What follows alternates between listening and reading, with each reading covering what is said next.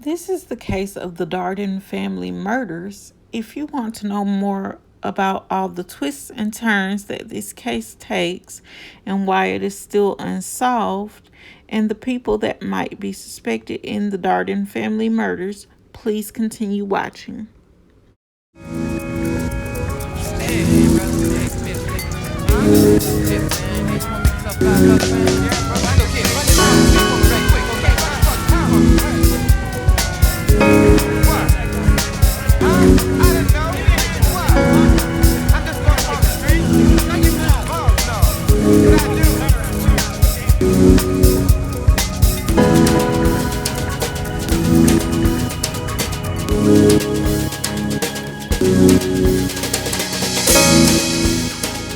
You are watching Roll a Mile in My Shoes TV.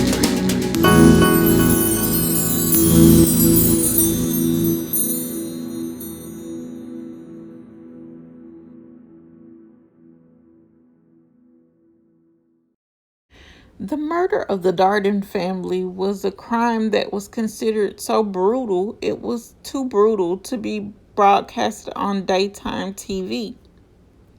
The Dardeen family met a truly disturbing end in their small town of Ina, Illinois in 1987. More than a decade later, a serial killer sitting on death row in Texas would claim he committed the crimes along with more than 70 other slayings.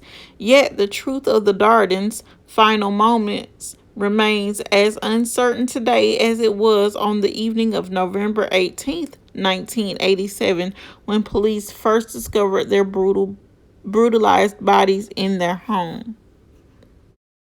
The police showed up at the Dardeen family home when then 29-year-old Keith Dardeen didn't show up at work for his job at a water conservancy plant that treated the water in Wren Lake.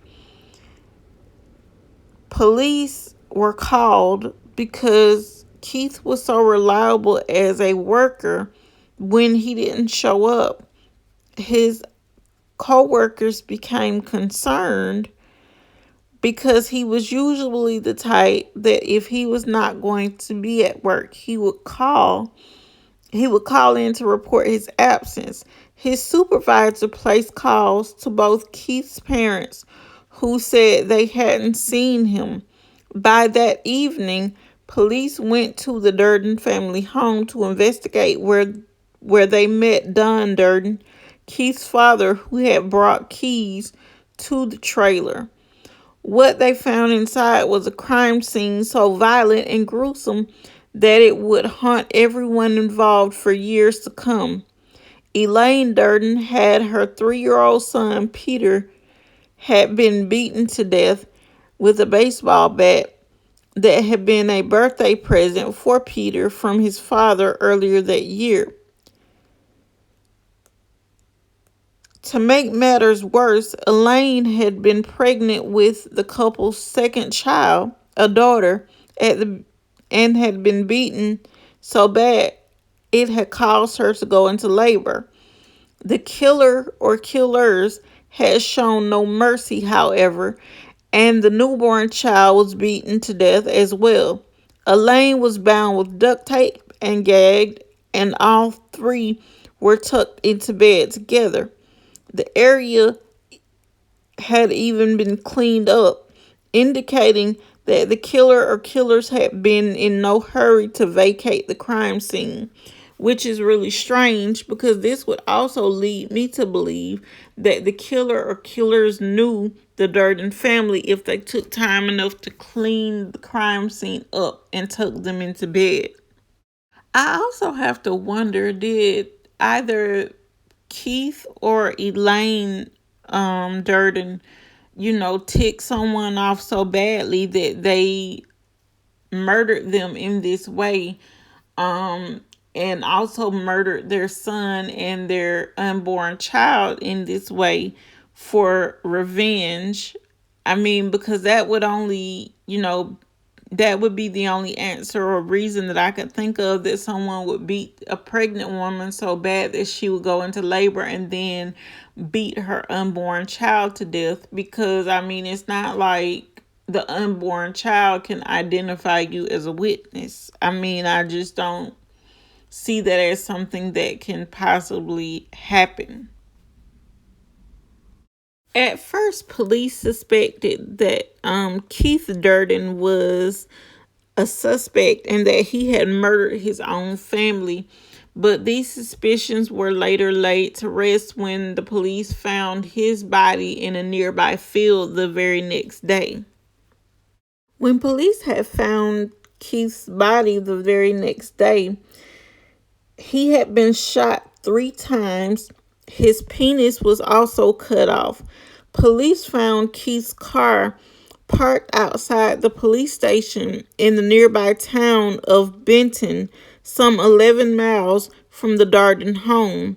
Blood on the interior indicated that it was likely the site of Keith Darden's murder. Now I have to wonder, was he trying to was he driving the car and was trying to go for help and the killer was inside and that's why he was murdered and his car was found where it was?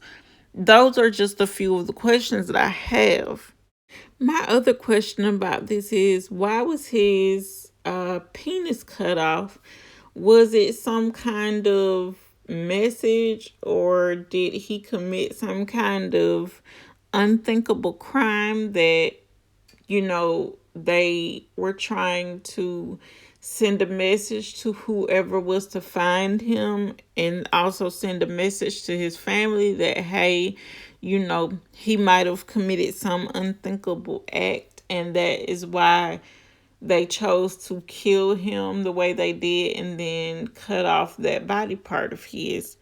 It is really strange when you find certain body parts of murder victims have been cut off in certain cases.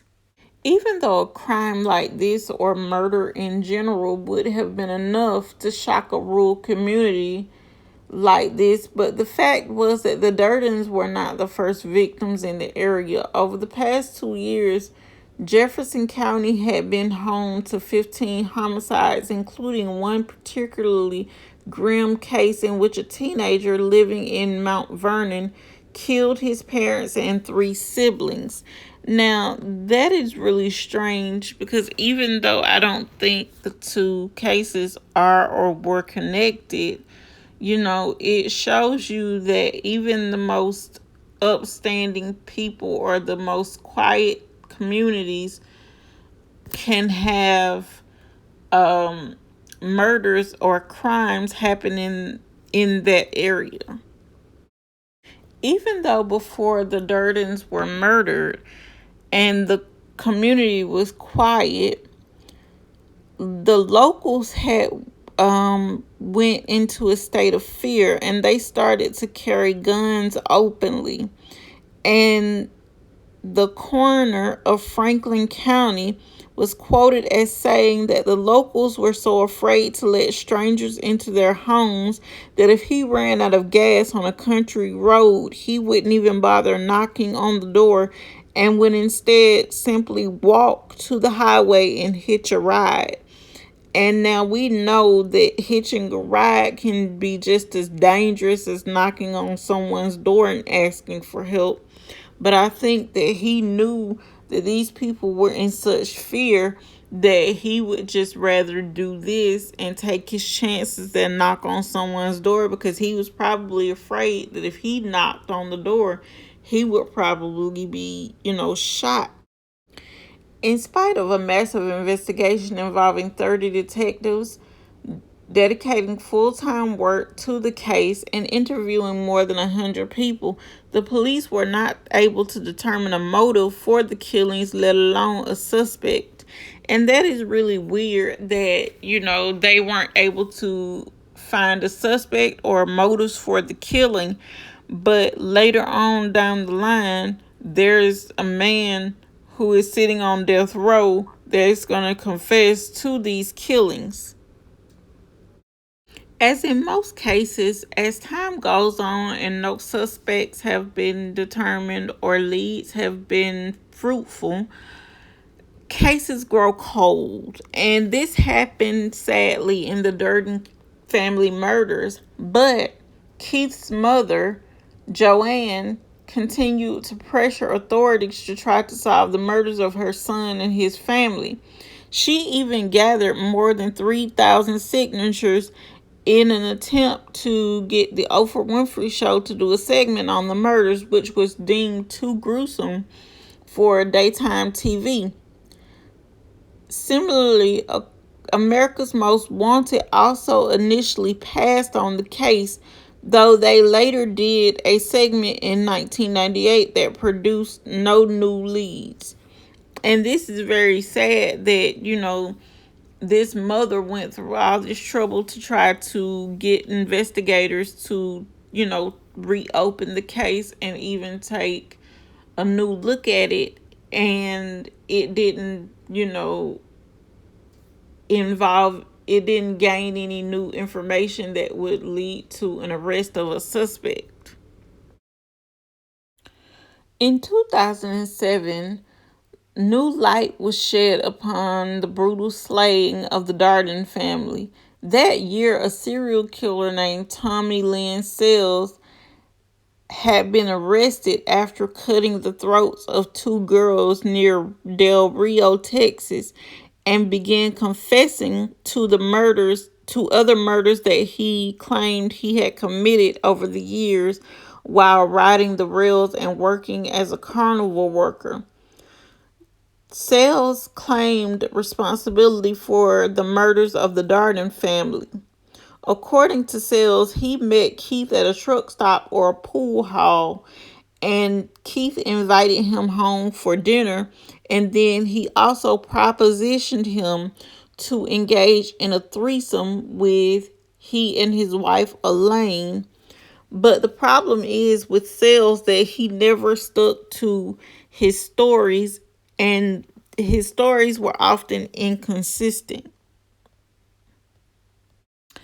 In 2000 in 2000, when Sells first confessed to the Dardeen murders and was convicted of other murders, Joanne Dardeen was convinced of his guilt. As the years went by, however, her conviction waned, and by the time he was executed in 2014, her doubts had been laid to rest, and they were all but gone by this point. She said that he deserved to die for the murders that he committed, but she wanted him to stay alive until she was completely sure that he had no involvement in the murders of her son and his family. Even though by the time of his execution, Sells confessed to more than 70 murders, authorities were only convinced of his guilt in 22 of his supposed killings.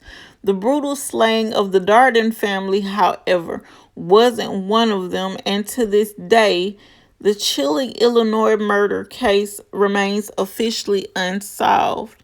And it is really sad that, someone who is on death row would confess to a murder that they know that they didn't commit, or possibly they are unsure because they killed so many people that it is impossible to know who their victims are and who they weren't, unless they, had specific unique features that not a lot of people may have had at that time.